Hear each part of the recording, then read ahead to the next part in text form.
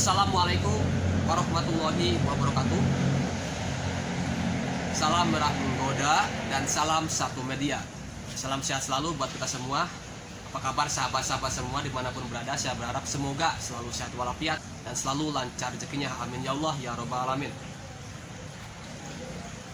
Oke, saya akan sedikit menjelaskan yang saya perhatikan. Banyak keluhan-keluhan yang saya dapati ya dari penggemar budidaya cacing sutra nih, terutama tanpa lumpur. Dan mereka banyak sekali yang mempertanyakan, yaitu kapan kita memberi makan cacing sutra. Di konten-konten yang lain sudah kasih ya kapan kita memberi makannya, cuman mungkin karena konten-konten yang dulu-dulu itu saya bercampur-campur dengan penjelasan yang lain, jadi tidak terfokuskan pada satu konten saja. Oleh karena itu di sini saya akan fokus untuk satu penjelasan ya di konten ini, yaitu kapan kita memberi makan cacing sutra. Cacing sutra memang umumnya termasuk makhluk hidup yang membutuhkan makanan ya, dan perlu kita rawat kalau seandainya kita mulai budidaya cacing sutra. Salah satunya dengan merawat cacing sutra yaitu memberi makan cacing sutra. Teknik ini ya, khususnya tanpa lumpur di nampan ya, memang sedikit berbeda dari teknik-teknik lain. Teknik tanpa lumpur ini kita memanipulasikan habitat aslinya lumpur ke ampas tahu dan media-media lain. Karena di channel YouTube saya itu sangat banyak sekali. Ini bisa sebagai referensi buat sahabat-sahabat semua ya. Ada yang pakai media jerami padi, ada yang pakai media kulit pisang, ada yang pakai media oncom, bahkan serbuk gergaji ada ya, tapi yang bekas jamur tiram putih ya, jadi bukan serbuk gergaji yang mentah. Teknik ini sedikit berbeda dengan teknik yang lain, jadi kita harus perhatikan juga nih kapan kita memberi makannya ya. Cara memberi makannya juga kita harus perhatikan. Nah, kali ini saya akan coba untuk sedikit menjelaskan kapan kita memberi makan cacing sutra di budidaya cacing sutra tanpa lumpur dengan media fermentasi ampas tahu. Oke, kita mulai saja. Kita perhatikan nih, pada saat kita mulai untuk budidaya, mulai untuk penebaran bibit dan langsung kita kasih makan,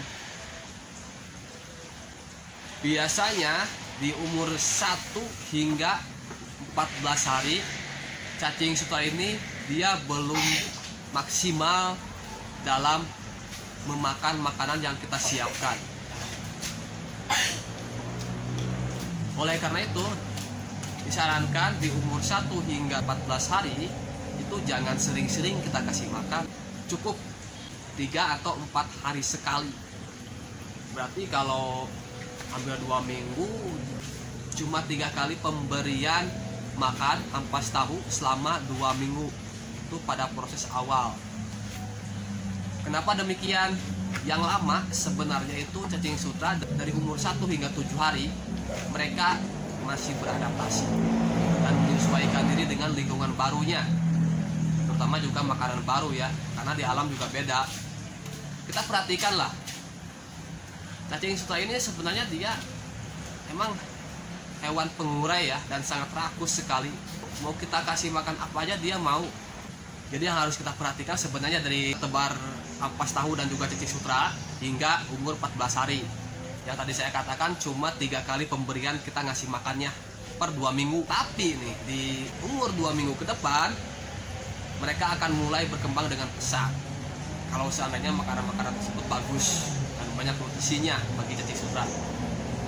Contoh lah, kenapa di alam cepat sekali pertumbuhannya. Saya juga sebenarnya belajar langsung di alam ya. Coba perhatikanlah di alam. Kenapa cacing sutra di alam itu sangat cepat sekali dan sangat bagus sekali pertumbuhannya. Yang pertama, sumber makanannya itu sangat komplit sekali ya, terutama kadar nutrisi, mulai dari kandungan protein, karbohidrat dan lain-lain itu sangat lengkap sekali pokoknya di alam. Oleh karena itu kita juga kalau mau mulai budidaya, siapkanlah nutrisi-nutrisi yang lengkap buat cacing sutra. Insya Allah cacing sutra itu akan tumbuh pesat dan banyak. dari mulai awal saya tebar satu nampan hingga 96 nampan full ya selama umur 85 hari. Berarti kesimpulannya kita harus menyiapkan nutrisi-nutrisi yang lengkap buat cacing sutra.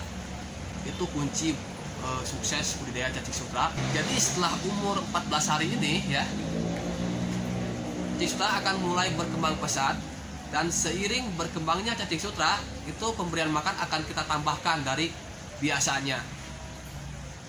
Biasanya kita kasih 100 gram, terus kita tambah menjadi 150 gram gitu ya.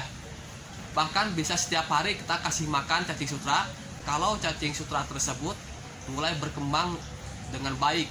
Dan biasanya setiap hari kita memberi makan cacing sutra itu di umur 30 harian. 30 hari tersebut cacing sutra sudah mulai banyak. Oke? Jadi itu penjelasan yang saya berikan buat sahabat-sahabat semua.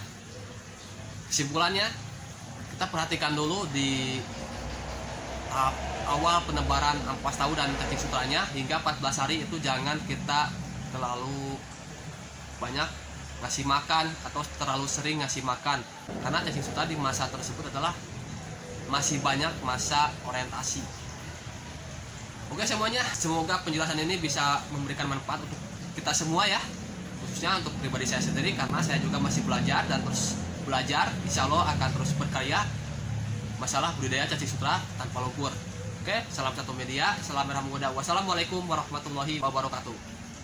Pokoknya semakin menggoda. Mantap.